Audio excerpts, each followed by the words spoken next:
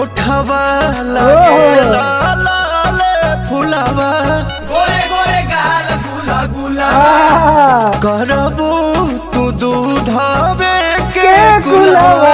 बनी जा तू इनकर गुला गुला। अच्छा हेलो दोस्तों, कैसे हैं आप लोग? आई होप आप लोग अच्छे होंगे। तो आज हम रिएक्शन देने वाले हैं पावर स्टार पवन सिंह के न्यू सॉन्ग पे, जिसका टाइटल है मैं नजर हिला नजर की पसंद तू हूँ। टाइम म्यूजिक भोजपुरी पे सॉन्ग रिलीज हो गया है। तो चलिए इस वीडियो को देखते हैं। वीडियो कैसा लगता है आप लोग कमेंट सेक्शन में जरूर बताइएगा।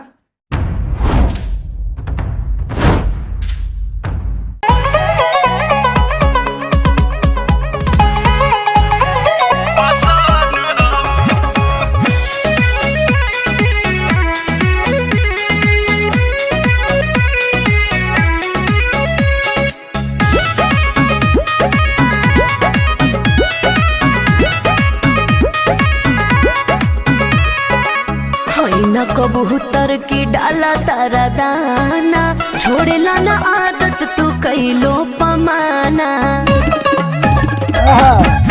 न कबूतर की डाला तारा दाना, छोड़ेला ना आदत तू कैलो पमाना। बात बात सोचता नी कुछ देखो टच तू ही दिलवा के धड़कन हूँ। आवहने भिरिया कहिले खके क्रिया तो पहिला नजर के पसंद पहिला नजर के पसंद हूँ। हाँ पहिला नजर के पसंद भाई सॉन्ग को बात कर ले भाई, सॉन्ग अच्छा है लेकिन जो परफॉर्मेंस है भाई वही पुराना वाला।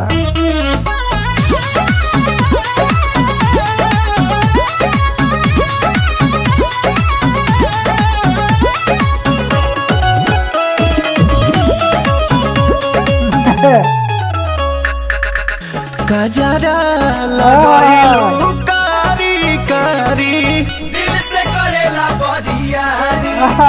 एक ताऊ मेरी आ तो हर बारी ओही में पहिर ले लू फुसला के निया राज होई बह, हम जनता ने जिया राज रही बह।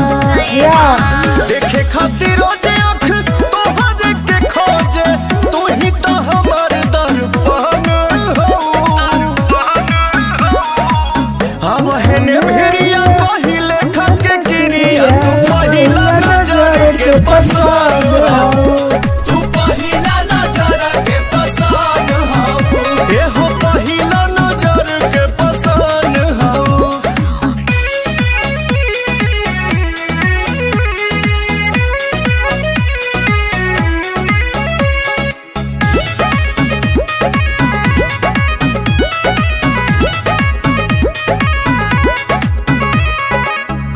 ओठवा लागे लाल फुलावा गोरे गोरे गाल गुला गुला।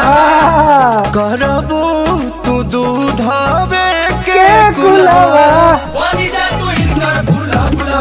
ऐसे कह के प्यार वाली बतिया, हमर करब खराब तू बतिया। ऐसे छुपा के रखब चोरा के जैसे हमर काला धन हो। आवहने भिरिया कहिले खके क्रिया पहिला नजर के पसंद हो। तू पहिला भाई साहब पसंद हूँ। तू पहिला नजर के पसंद हो। तो भाई लगातार भोजपुरी इंडस्ट्री में हिट पे हिट सॉन्ग का लाइन लग गया है भाई। खेसारी जी तो खुल गया है और नीलकमल सिंह का एकदम गाना जबरदस्त आ रहा है। पवन भैया भी पीछे नहीं है, उनका एक पोस्टर भी आउट हुआ है लेकिन गाना का पता नहीं, लेकिन उससे पहले ये गाना आ गया है। तो पहला नज़र के पसंद है, गाना काफ़ी मस्त है, सुनने में अच्छा लग रहा है। जो लोग बोलते हैं कि पवन भैया की आवाज़ कैसा लगता है, तो भाई इस गाने को सुन लेना और जज कर लेना कि पवन भैया की आवाज़ कैसा लगता है। तो भाई इसमें जो पवन भैया गाए हैं बहुत मधुर आवाज़ में गाए हैं और सुनने में अच्छा लग रहा है। गाना हिट है, सुपर हिट है, मस्त है, सुनने में अच्छा लग रहा है। और वीडियो की बात करें तो वीडियो वही है भाई पुराना वाला, कुछ साल पहले जो भोजपुरी इंडस्ट्री में वीडियो आ रहा था सॉन्ग पे, वही वाला सॉन्ग है। तो मेरे ख्याल से वीडियो कुछ नया वीडियो में कुछ नया लेकर आए, थोड़ा सा अलग दिखे, तभी तो मज़ा आएगा भाई। लिरिक्स लिखे हैं रोशन सिंह विश्वास, फीचरिंग की Ritu Singh, music director Sargam Akkas, Pawan Singh and Anupama Yadav.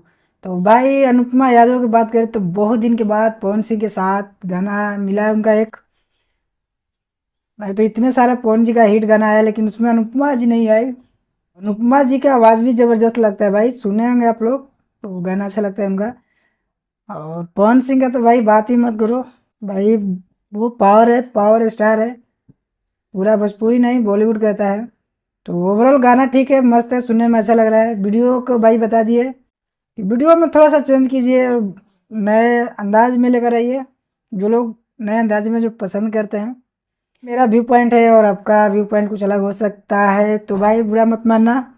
और पावर स्टार के फैन हम भी हैं, आप भी हो सकते हैं, तो भाई बुरा इसमें मानने की क्या बात है। अगर गाना अच्छा लगा तो लाइक और सब्सक्राइब जरूर कर लेना। तो मिलते हैं नेक्स्ट वीडियो में, बाय बाय।